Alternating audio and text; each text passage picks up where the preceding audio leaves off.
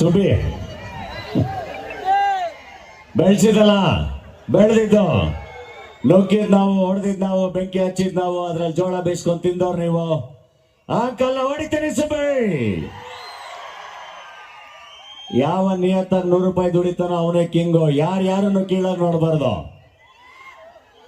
And ಬಹಳಷ್ಟು ಜನ youngsters ಇದ್ದೀರಾ, ಒಂಥರ ಮೈ ರೋಮಾಂಚನ ಆಗುತ್ತೆ. ಸಾಧುಂಗೆ ಸಾಧು, ಮಾಧುರ್ಯಂಗೆ ಮಾಧುರ್ಯನ್, ಬಾದಿಪ್ಪ ಕಲಿಗೆ ಕಲಿಯುಗ ವಿಪರೀತನ್, ಮಾಧವನೀತನ್ ಪೆರನಲ್ಲ. ಯಾವ್ದ್ರ ಚಾಲಿದೆ ಗೊತ್ತಾ? ಕನ್ನಡಿಗರ ಬಗ್ಗೆ ಬಾದಾಮಿ ಶಾಸನದಲ್ಲಿ ಇರುವಂಥದ್ದು.